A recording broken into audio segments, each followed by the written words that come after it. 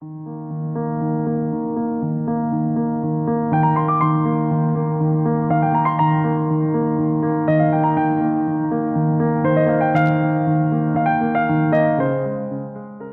to another edition of Leading in the Public Interest, which is brought to you by McArthur's Talent Architects Division.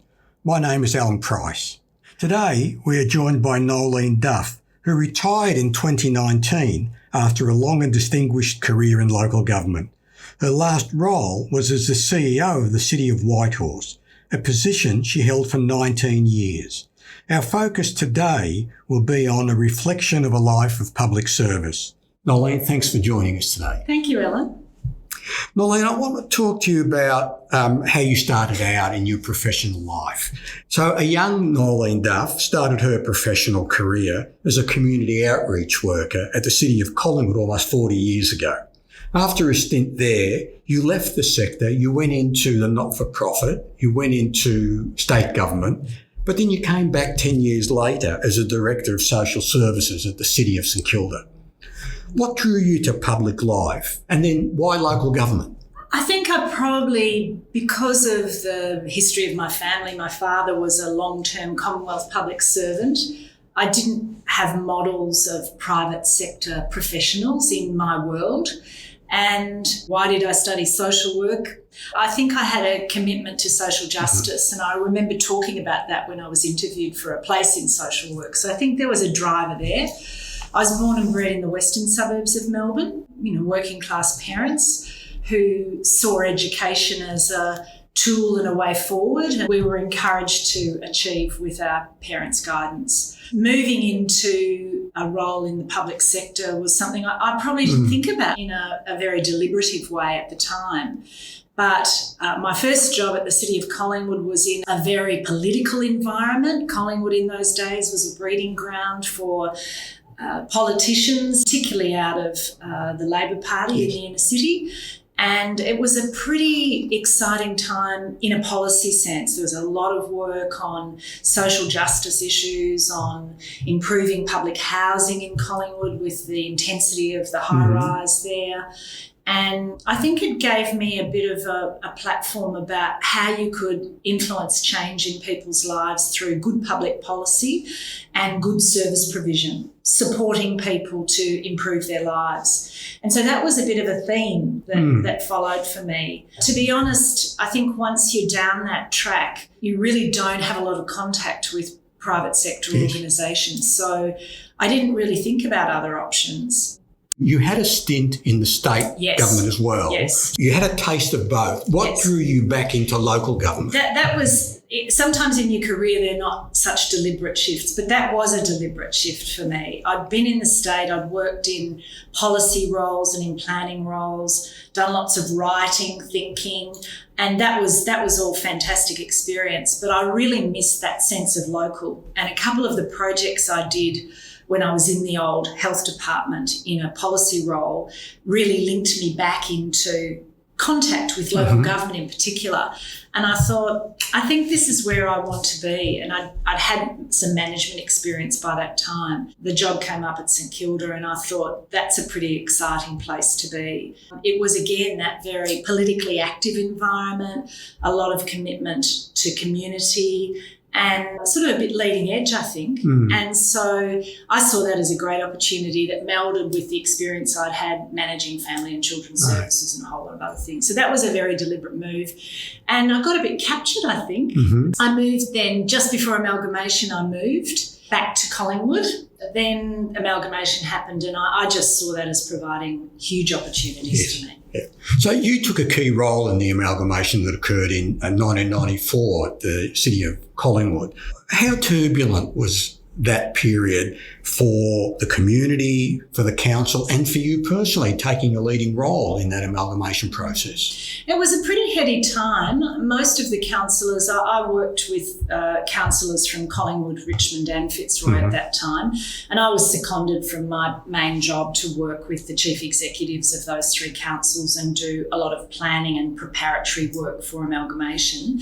There was a lot of dissatisfaction amongst those inner city councils. They felt that they were going to lose a sense of community by becoming bigger Nevertheless, I think the councillors at that time realised that it was inevitable.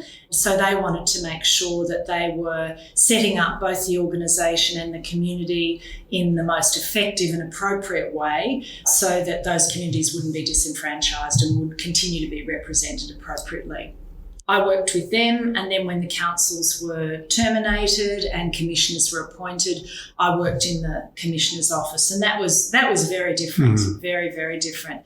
I mean, obviously I was younger, I was, I suppose, relatively ambitious. I don't know that I felt ambitious at the time, but I was keen to put my hand up and have a go, and I saw it as opening up opportunities for me to progress my career, and it did help me progress my career at that time. So at what point in your career did you decide you wanted to have a significant leadership role?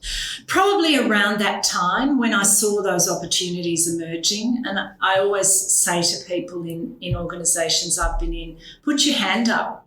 Say I'm interested in doing something different. I've got some skills in this area. I could contribute to that project. How about we do a project in this? So I had that attitude at the time, and I guess I felt I also needed to support that with some further study, and so I went back and did eventually a Master of Business during that period. So it was heady days. I was doing lots of things I didn't know a lot about, doing new things, took on the studying. I was supported by the organisations I worked in. There were a lot of job losses, but there were also a lot of job opportunities. And so I was lucky enough to pursue the job opportunities at that time and moved into a second level role in one of the bigger councils, amalgamated councils at Monash. And I suppose in a way the rest is history, because I was there 5 years and then moved to Whitehorse as CEO.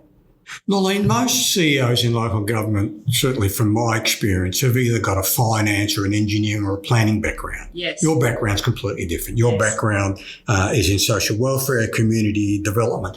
How did that prepare you for the role of a CEO? You said before that you went back and did an MBA. So what skills did you develop in that background that you had that prepared you for the role of a CEO?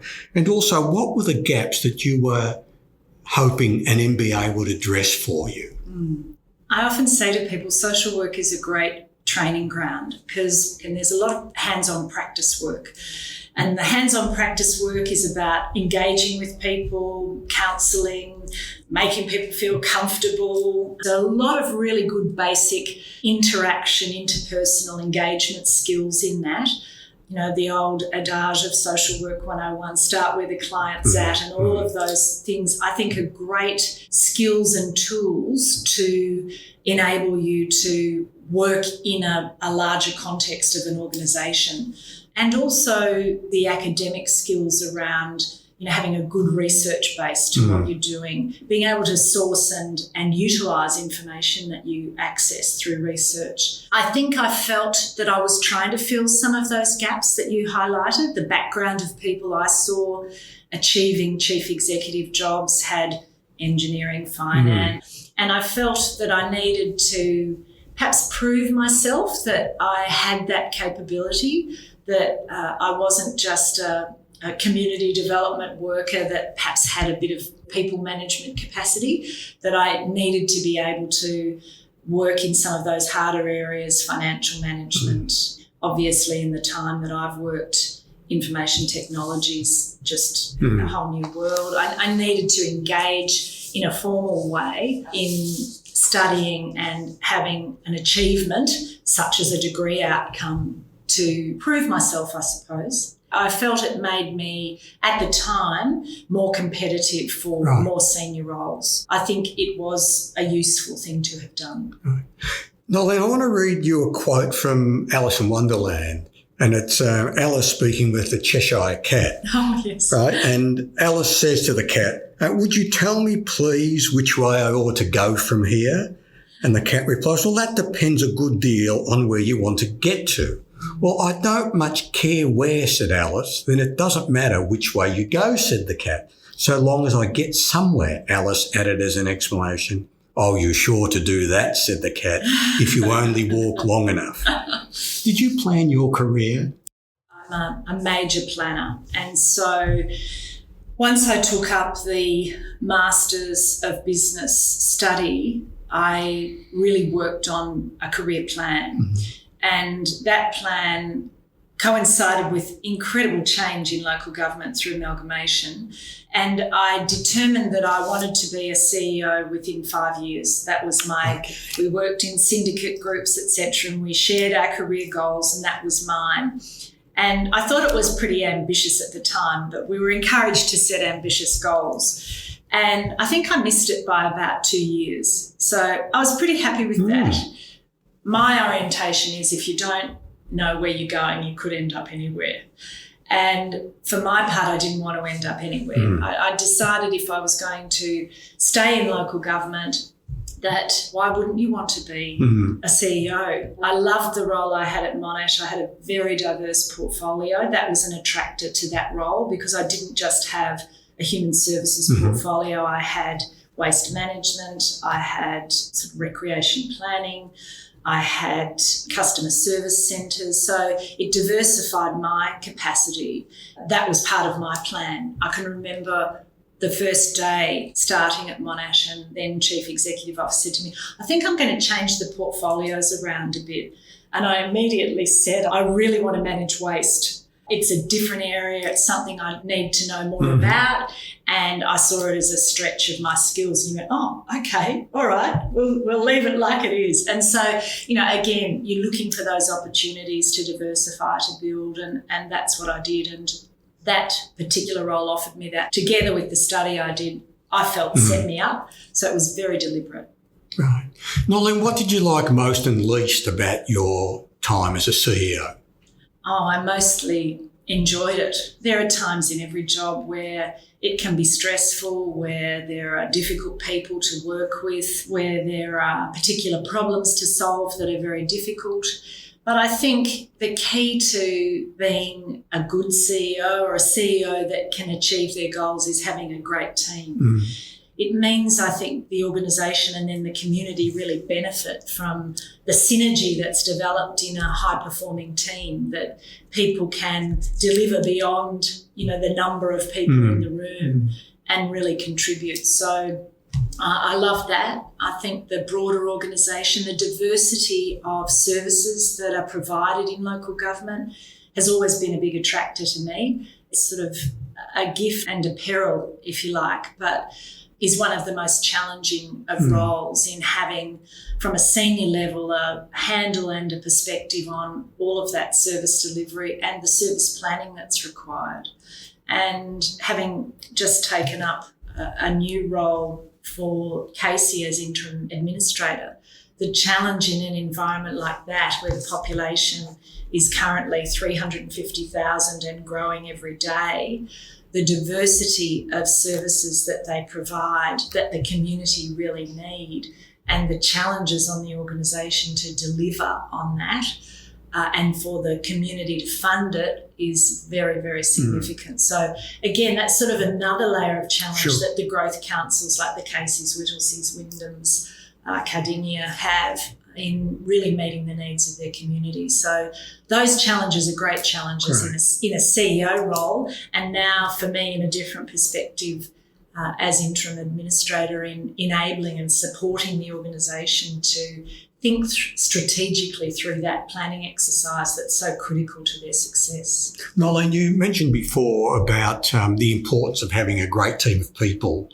In fact, as a CEO, you have two teams, one over which you have control. You select them, you work with them, you develop them in a way that you think is critical to the success of the organisation, and you have direct management of them. But the other team you have no say in, and that is the group of councillors elected by the community to represent them and drive the direction of the council. The relationship with the mayor is a critical aspect of that. What is it makes the relationship between the CEO and the mayor work better or worse? And also if you could generalise that to the council as well. Clearly, in the context of Victorian local government, most councils other than Melbourne have a new mayor every year, and the council under the current legislation can choose to elect a councillor for 2 years, but that's fairly rare. So you're working with a new person every year, And with that, a diversity of skills, capability, background, that is challenging, but it's also really interesting because every mayor will have a different relationship and association with their community, a different set of skills, different time commitments. I've worked with mayors that have had full-time jobs. I've worked with mayors that have really wanted to devote their sort of full-time commitment for that year to their community. So you've got to be, I always say, very light-footed and very flexible in the way that you approach and support, and also supporting the skills or enabling the skill development of each mayor. Some mayors will be very adept and capable at chairing a meeting and do it very easily. Others need a lot of input and coaching and encouragement and confidence building. And so you've got that wide spectrum, and that is part of the gift. Sure. From a CEO perspective, you have to be able to adapt to those needs. The relationship with the mayor is a critical one, and in the context of the changing the new legislation, if that becomes, or the new bill, if that becomes legislation in Victoria, places the mayor an even more significant role as the leader of that group of councillors, including taking responsibility for regulating behaviour.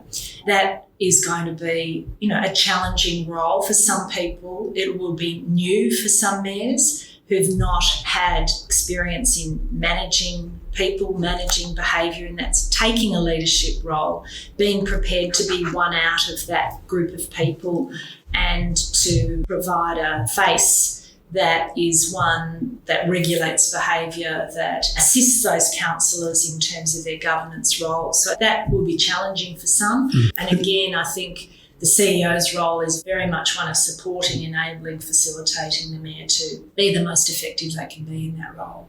How do you deal with the situation where the mayor is in fact the one whose behaviour needs to be regulated more than other councillors? I think in CEO roles in local government, you have to be quite brave. There are times when you're really pushed in terms of forcing yourself to ensure you provide honest and authentic commentary on events that have occurred, in the way an issue has been managed, the way a mayor has performed and behaved in the public or in a confidential briefing, to be a bit of a mirror to them in terms of feedback from councillors, because you want them to be successful in the role during the year.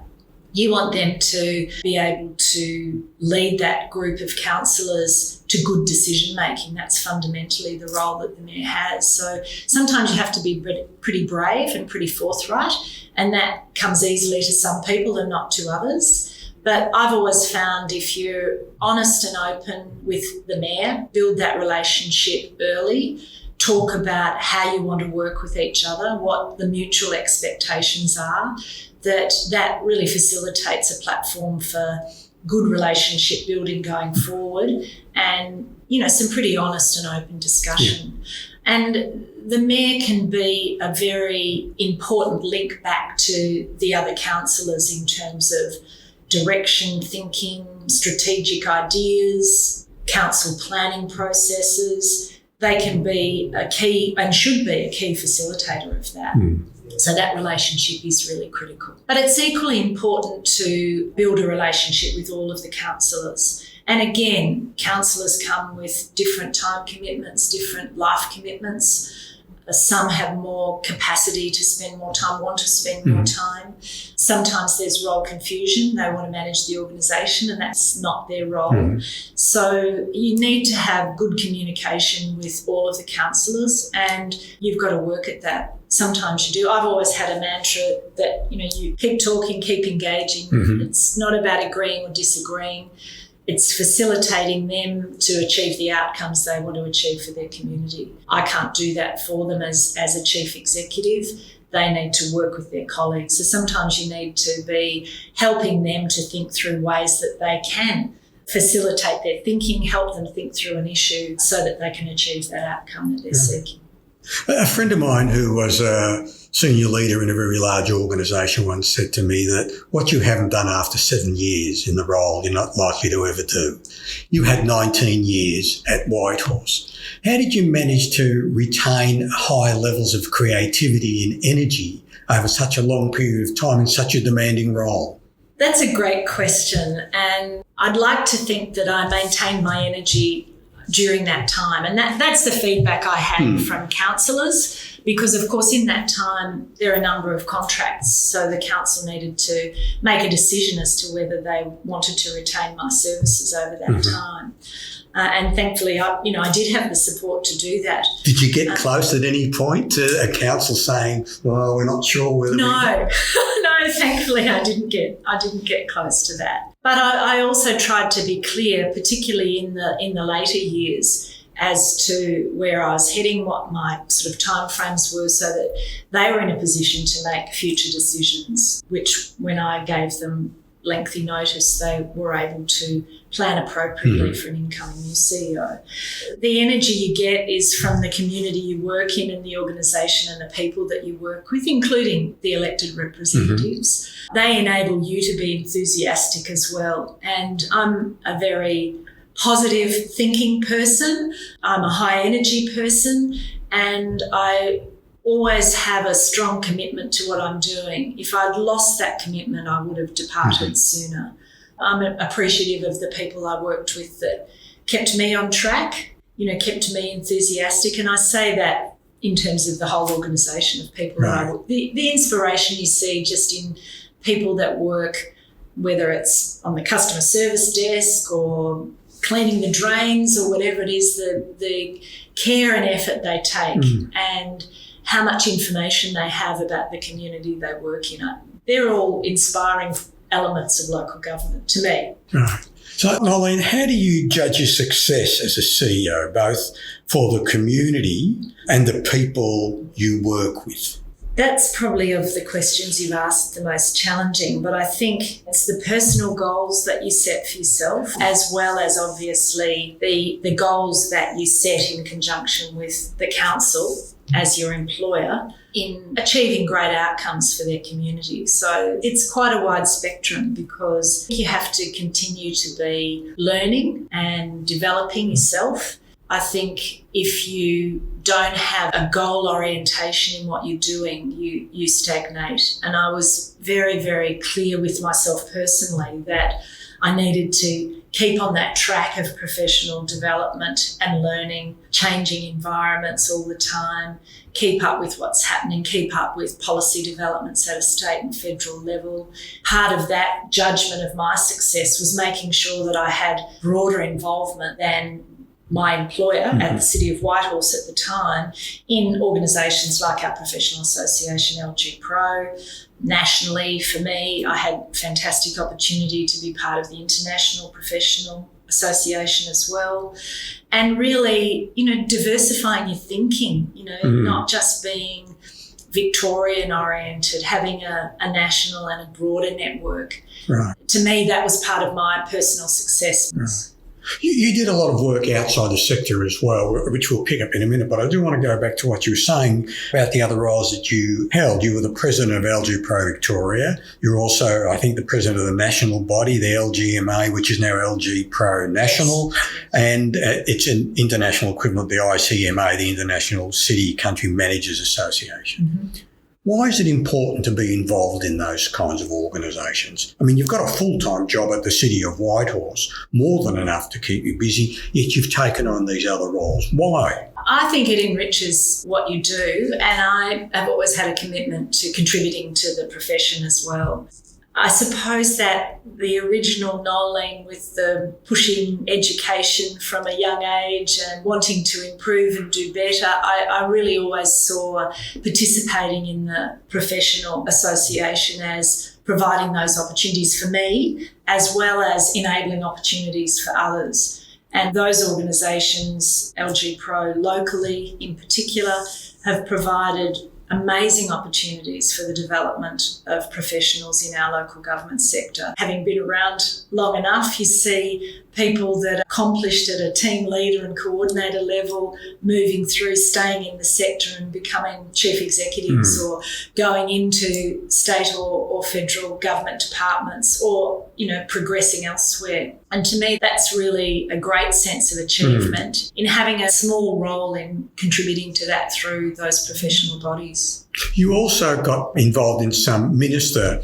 appointed roles. The Committee on Gender Equality, the Reference Group on Rate Capping, the Box Hill Institute Board.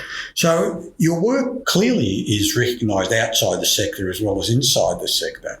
But if we look at those minister appointed roles, in which of those do you feel you had the most impact? The one that I think was memorable was the committee advising the then Minister Natalie Hutchins on rate capping, because it was a very diverse group of people. There were a couple of city CEOs, there were some country CEOs, the National Farmers Federation, the Australian Services Union. So it was a very, very diverse group of people. Firstly, I learnt a lot. I think at the time I became a bit of an advocate for the small rural councils and the very desperate and serious financial challenges they face in trying to service their communities, particularly the investment in infrastructure. Right. Yeah. We had great opportunity in working with the minister at that time. She was very hands-on in that committee. She spent time individually with members of the committee. She spent time sitting talking about issues in trying to broaden the city people to understand the rural issues that helped her contribute to the evolving policy. So I think it was a very effective and engaging exercise with the sector. Obviously, we have a rate cap situation which offers a financial discipline to councils, but also offers some pretty big challenges and limitations in terms of what councils can do. But that was a pretty thorough and interesting exercise to participate in, and a real privilege to be part of it. Noelene, I want to look at the issue of women in local government. More than 60% of local government employees are women, yet only about 20% of CEOs in local government are women. So clearly women are underrepresented in those senior leadership roles. Why does that matter? The diversity issue is really important, and I think that having a more diverse group of chief executives adds a dimension to our profession that makes us a better professional group. I think there's been some fairly recent acceleration of the number of women CEOs, which is great to see. Somebody told me the other day there are now 24. Okay. There have been about another 10 added in the last 12 months across metropolitan and rural, which is fantastic to see, and from quite diverse backgrounds as well. Human services, financial services, engineering, quite diverse, which is great. And to me, it's just ensuring that we get those different perspectives. Women come from different backgrounds, different life experience, and that should all be contributed at that senior leadership level. It has been a struggle, and the Professional Association, the Office of Local Government have been key, particularly through the Executive Director, Graham Emerson, has been really a leader in promoting the participation of women and setting up processes within state government to assist councils to think through those issues. The most recent legislation around gender equality is another really key advancement, which will ensure that agencies report against the participation of women in their organisations, including in management and leadership roles. So I think that's really important as well. What are the pros and cons of taking a kind of legislative approach rather than an educative approach? Yes. I've always been one for the educative approach, but in the last handful of years, without the increased participation and improvement in numbers of women in leadership roles, I've determined that we need to be able to accelerate that. And so I've been a supporter of the reporting and setting targets. Why do I say that? I appreciate a lot of people have a very different view about that, because I think there remains a lot of innate discrimination still against women in workplaces. And for employers, including councillors employing chief executives, being compelled to think through that decision making and ensuring that there is an opportunity for equal participation, including in shortlists. And McArthur's, as a recruitment agency, have done a lot of fantastic work in this regard in documenting some of the outcomes of your recruitment, but also in educating, particularly the local government sector, around strategies that can be engaged in recruitment to ensure that there's a good mixed diversity in long lists and short lists and final options of decision making. So putting that on the agenda as something that has to be looked at without it just being a tick the box exercise is really vital. And I think as a result of some of that shifted thinking, perhaps now we have seen some acceleration, which we didn't see before. Great. That's really optimistic. We interrogated our own database a few years ago, our recruitment database, and what we found surprised us.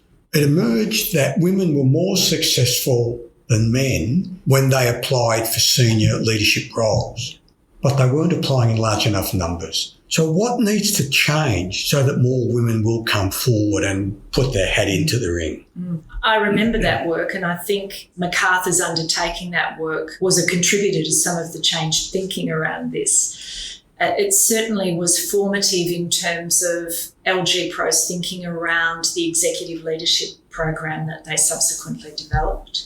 It motivated me in the approaches that I had to encourage women to think about different roles, to say, just put your hand up. You know, what's the worst thing that can happen? You don't get the job. Well, you don't get every job you apply for. That's just life. We're in the presence of local government royalty. At the recent Australia Day honours, you were awarded a public service medal. How important is this sort of recognition to you personally, but also to the sector? I must say I was quite shocked, but when I came through that, I was also quite thrilled and a real privilege to have that acknowledgement. The feedback I've had is it's great to see recognition of people within the local government sector. So I think that's another dimension to it, which is really important. There are a number of CEOs over time who've been awarded public service medals for their contribution to the sector. And I was also appreciative that it included the recognition in terms of the contribution I've made to the participation of women in the sector. Excellent. Noelene, I listened to an interview a number of years ago with one of the female swimmers. I can't remember if it was Jan Rooney or Susie O'Neill, who was retiring after a long and very decorated career as a world champion. And she said, in contemplating retirement, it's as important to think about what you're retiring to as what you're retiring from. Noelene, what are you retiring to? Well, a number of different things. And so far I've done some work with executive teams and some coaching of CEOs. I'm a sessional member of Planning Panels Victoria, which I've always been interested in the planning side of things, as in town planning. Then I've now committed to the interim administrator role at Casey. So that's another sort of dimension of diversity and a very different role than being a chief executive. So I'm hoping that I'm able to continue to be involved in some of those very interesting things, because the 6 months so far has been very interesting. Noelene, I've got one final question for you. What would the young Noelene say to her older self now that you've retired after a distinguished career in local government? That's always a good one, and I have thought about this myself. One of the things that I would say is have a bit more self-confidence. Perhaps there are things that you could have achieved and done more, contributed in different ways. Perhaps there are times where you didn't apply yourself quite as well as you actually could have. It's quite extraordinary how quickly time goes, and I think that's the message to younger professionals, particularly in our local government sector. Things are changing much more rapidly than they did when I was younger in employment roles. So you just got to get in there and go for it, put your hand up. And if you're ambitious, my advice is plan and think ahead, set your goals and work to achieve them in almost a bit of a methodical way, I think, and believe that you'll get there. Wise words indeed, and hopefully some of our younger listeners will take that on board. Thank you, Alan. Noelene, thanks so much for your time today. I really appreciate it. We've made a number of references to retirement. I mean, you're clearly not retiring. You're just retiring from full-time work in a single role. But still very committed to making a significant and useful contribution to public life. So thank you for that, and thank you for your time today. Thank you, Alan. Thank you for listening to today's podcast, which is part of our series titled Leading in the Public Interest. Featuring today was Noelene Duff, who recently retired after a 40-year career, most of it spent in local government. The last 19 years, Noelene was the CEO of Whitehorse City Council. Fortunately, Noelene's skills and experience won't be lost to the sector. As you will have heard, she's been appointed as the interim administrator for Cainsey Council that was recently sacked by the Andrews State Government in Victoria following an IBAC investigation. Today's show was produced by Lynn Dang. The music was composed by Gideon Price. Until next time.